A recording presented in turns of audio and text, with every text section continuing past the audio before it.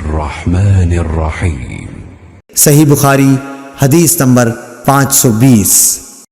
عمرو بن میمون نے عبداللہ بن مسعود رضی اللہ تعالی عنہ سے کہا کہ رسول اللہ صلی اللہ علیہ وسلم کعبے کے پاس کھڑے نماز پڑھ رہے تھے۔ قریش اپنی مجلس میں قریب ہی بیٹھے ہوئے تھے۔ اتنے میں ان میں سے ایک قریشی بولا، اس ریاکار کو نہیں دیکھتے؟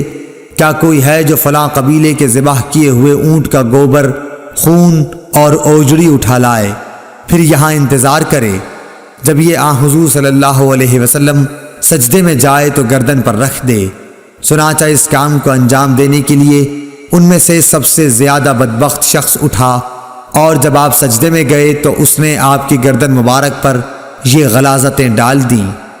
حضور صلی اللہ علیہ وسلم سجدے ہی کی حالت میں سر رکھے رہے۔ مشرکین یہ دیکھ کر ہنسے اور مارے ہنسی کے ایک دوسرے پر لوٹ پوٹ ہونے لگے۔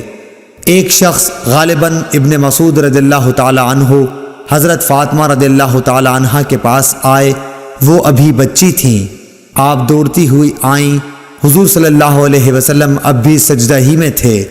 پھر حضرت فاطمہ نے ان غلاظتوں کو آپ کے اوپر سے ہٹایا اور مشرکین کو برا بھلا کہا۔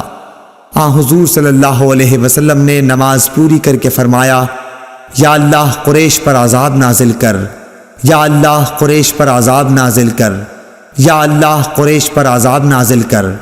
پھر نام لے کر کہا، خدایا عمرو بن حشام، عتبہ بن ربیع، شیبہ بن ربیعہ، ولید بن عتبہ، امیہ بن خلف، عقبہ بن ابی معیط اور عمارہ بن ولید کو ہلاک کر۔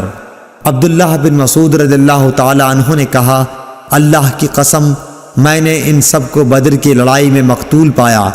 پھر انہیں گھسیٹ کر بدر کے کنویں میں پھینک دیا گیا۔ اس کے بعد رسول اللہ صلی اللہ علیہ وسلم نے فرمایا کہ کنویں والے خدا کی رحمت سے دور کر دیے گئے۔